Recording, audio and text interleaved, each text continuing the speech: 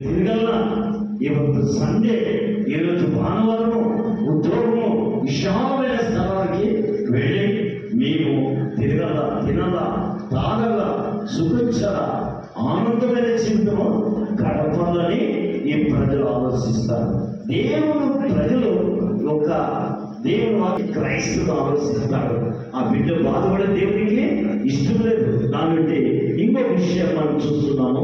అదే 50 అధ్యాయంలో మనం 10వ వచనంలో చూస్తే, నా యొక్క ప్రజలను నేను చేస్తున్నట్ట మీరు నాకు ఇష్టం లేదు కదా, దేవుని సన్నిధిలో ఇష్టం లేదు.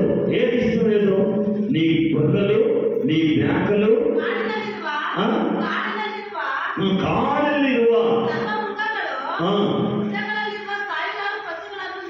నన్నవే చెప్పటగొట్టాడు. హల్లెలూయా. ఓ మానవుని, ఓ మానవుడా, నీ గొర్రెలు నీ పశువులను వధించబడడానికి నా చేత కాదా? ఈ సృష్టించిన సృష్టి అంతా నాదే. నేను నాకు ఇష్టమైనది, నీకు ఇష్టమైనవి యాదో ఎదుగుపడినవి, కుంటివి, గుడ్డివి, కన్నుగారకుడివి, మూవివి నీవు సమర్పించవచ్చు. ఆయన నాకి ఈ యొక్క అడవిలో ఉండే పశువులు, జంతువులు అన్నీ నావే. నాకేది ఇష్టమైతే దాన్ని తినగలను. నాకు ఇష్టమైన నా స్వాతంత్రం నాకు ఉండగలను. హల్లెలూయా.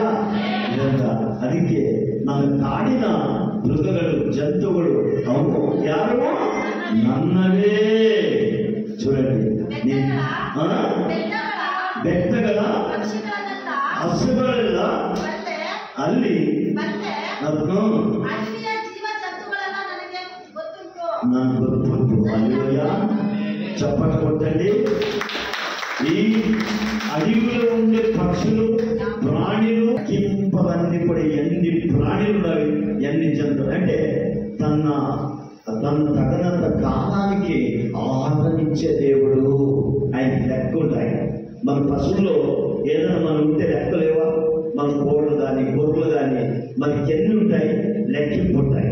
దేవుడు కూడా ఈ ప్రపంచం నుండే జీవ రాశి కోటులన్నిటి కూడా ఆయన ఏమంట 336 కోటి జీవతో నివాసించే దేవుడు. ఆహారం లేకున్నప్పుడు, అరిసినప్పుడు అవి పోషించే దేవుడు. కాబట్టి చూడండి, దేవుడు ఎంత బాగా మనకి ఈ రోజు ఆరాధనకు వచ్చిన దైవదాసమైన మనము ఆత్మస్వరూపుని మనము ఆరాధించడానికి, మనం కనపరచడానికి, మహిమపరచడానికి